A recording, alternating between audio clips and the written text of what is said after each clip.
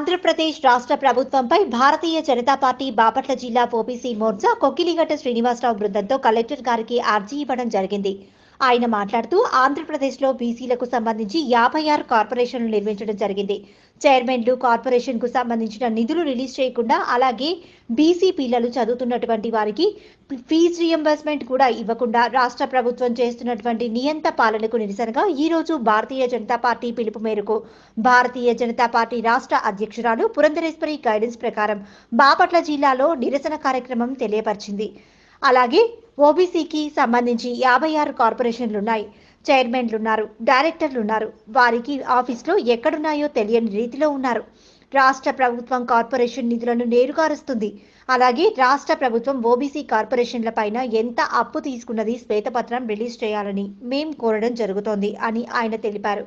ఈ కార్యక్రమంలో భారతీయ జనతా పార్టీ అధ్యక్షులు యార్లగడ్డ లక్ష్మీనారాయణ, కోకిలగడ్డ శ్రీనివాసులు, జిల్లా కార్యదర్శి నాగళ్ల వెంకట్రావు, జీవీఎల్ మోహన్ గౌడ్, మణి యాదవ్, బండారు రమేష్, వెంకటేశ్వరరావు, పి రాంబాబు, కె కృష్ణ ప్రసాద్, సూర్యనారాయణ తదితరులు పాల్గొన్నారు. భారత్ మాతాకి జై. ఈరోజు ఆంధ్రప్రదేశ్లో రాష్ట్రంలో జరుగుతున్నటువంటి బీసీలకు సంబంధించిన 56 కార్పొరేషన్లను ఆంధ్రప్రదేశ్ రాష్ట్ర గవర్నమెంట్ నియమించడం జరిగింది. ఏ ఒక్క కార్పొరేషన్కి కానీ, కార్పొరేషన్కి సంబంధించినటువంటి చైర్మన్లు కానీ ఏ విధమైన ఫండ్ రిలీజ్ చేయకుండా, ఏ విధమైనటువంటి కార్యక్రమాలు లేకుండా, ఎవరైతే బీసీ సామాజిక వర్గానికి సంబంధించినటువంటి విద్యార్థులు బయట చదువుతున్నారో ఆ చదువుతున్నటువంటి వాళ్ళకి ఫీజు రియంబర్స్మెంట్ కూడా ఇవ్వనటువంటి విధంగా ఈ రాష్ట్ర ప్రభుత్వం చేస్తున్నటువంటి నియంత పాలనకు నిరసనగా ఈరోజు భారతీయ జనతా పార్టీ పిలుపు మేరకు రాష్ట్ర అధ్యక్షురాలు శ్రీమతి పురంధరేశ్వరి గారి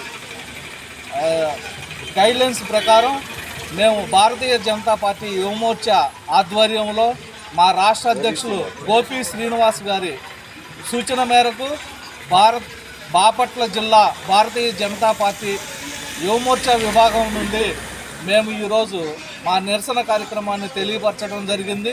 ఈ కార్యక్రమంలో మా ఓబీసీ మోర్చా సభ్యులు, పార్టీకి సంబంధించిన వారు అందరం పాల్గొని కలెక్టర్ గారికి మెమోరాండం ఇవ్వడం అనేది జరిగినది.